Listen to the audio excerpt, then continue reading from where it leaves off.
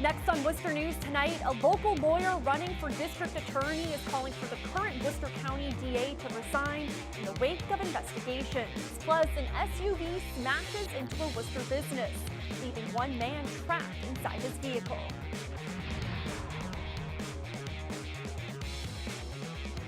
Good evening and thanks for joining us.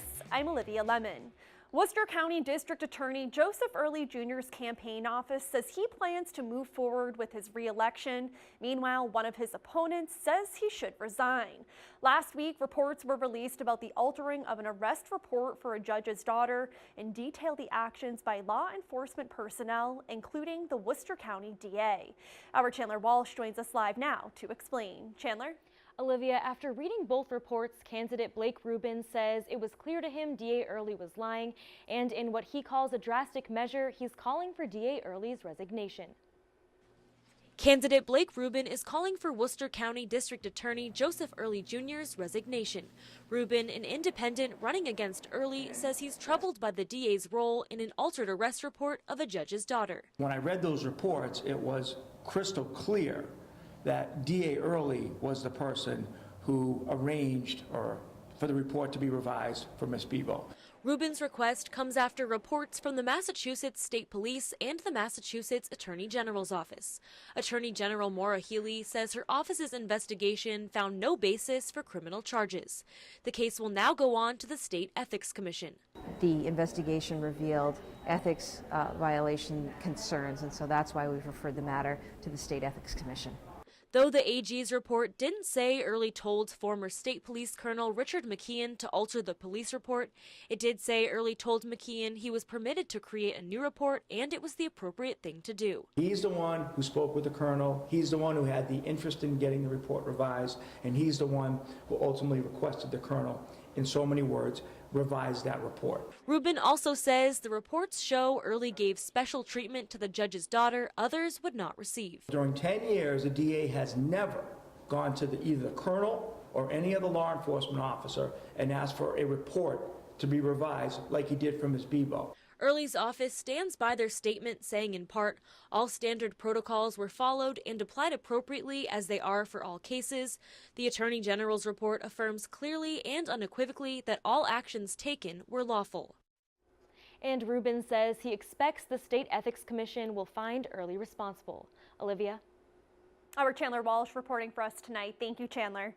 A Worcester business is open Monday despite being crashed into over the weekend. An SUV slammed into Horizon Acupuncture early Sunday morning, leaving a 39-year-old man trapped inside his vehicle.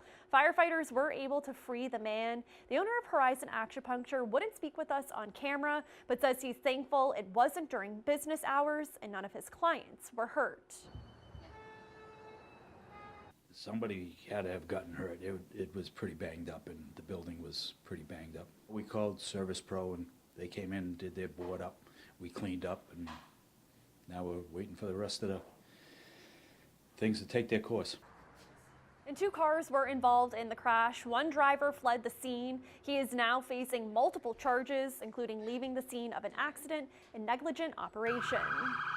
Also in Worcester, a homeowner shoots a man after police say the man was trespassing in his yard and a physical altercation followed. Our Roslyn Flaherty joins us live now with the details. Roslyn?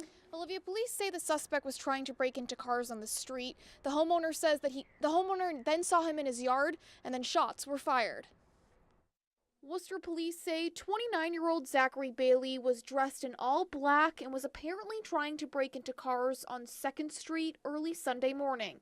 But when he cut through this property, the homeowner grabbed his gun and came out to confront him. The male became aggressive and attacked the homeowner, and they struggled and were fighting each other for quite a while. Police say the homeowner fired 5 shots and hit Bailey twice.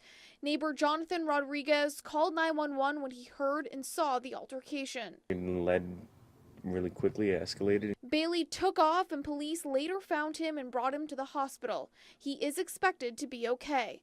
Police say the homeowner is a registered gun owner and is a retired Worcester officer.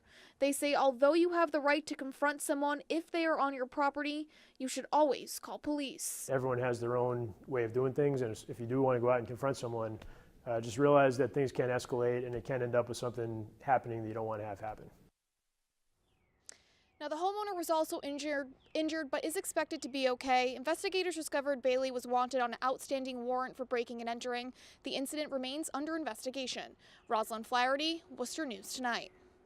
Students at Lincoln-Sudbury High School walking out of class today. Students say they want to bring attention to an alleged sexual assault case involving a former student who was now suing the school.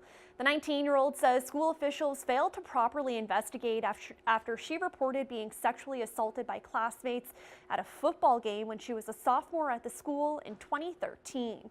Attorneys representing the district say prompt and appropriate action was taken.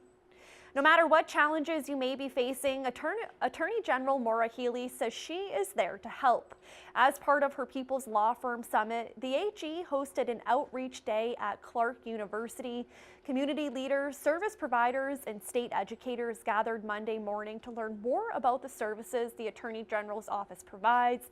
They had a chance to ask questions on topics like assisting immigrant communities, fair housing, and workers' rights. Really show that we're out here as a partner. You know, we're going to work together. We're going to get things done better when we're working together, both private, nonprofit, and government, all working together. And today's summit is the second of its kind for the AG's office. The first was held in Boston in October 2017. Conservative Scott Lively has gathered enough support to force a GOP primary in the race for governor. Lively ran against Charlie Baker in 2014, but says back then he was only trying to have a platform for his conservative positions. This time, he says he's in it to win it. Allison King has the latest. When the state Republican Party convention ended on Saturday, Governor Charlie Baker had a primary challenger, Scott Lively, a little-known attorney and pastor from Western Massachusetts. I got so much better of a percentage of the vote than anybody thought that it was a genuine, authentic rebuke to Charlie Baker. Lively is staunchly pro-life and has been a longtime vocal opponent of gay rights, though he says he is moving on from that chapter of his life. Have you changed your views on homosexuality at all? Well, no.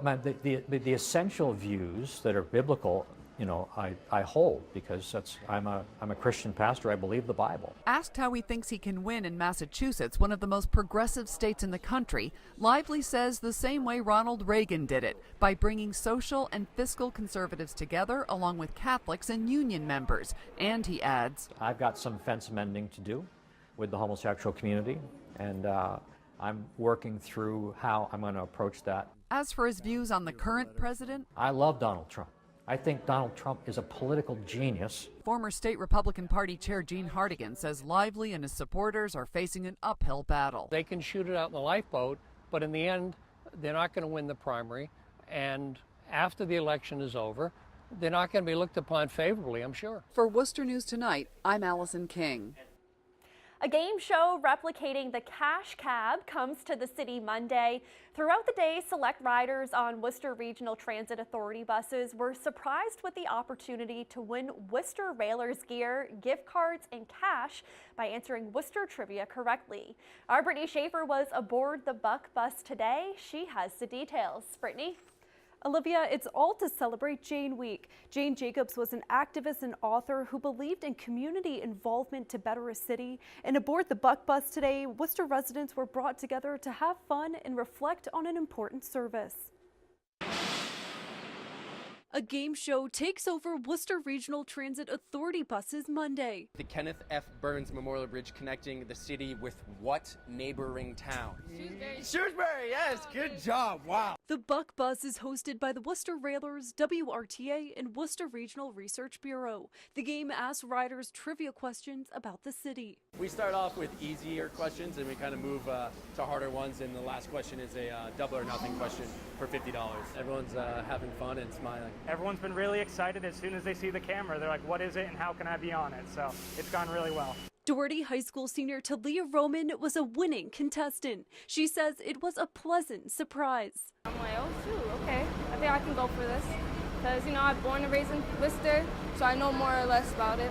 It was fun and games Monday, but riders are serious about the importance of WRTA services. Last week's 2019 budget revealed the possibility of more service cuts. The WRTA says the game is a great way to put a spotlight on their buses. It's so important because this is a lifeline for all of our riders, and we don't want to take anything away from them. We understand this is a quality of life issue, and we want to make sure they have the best possible service that we can give them.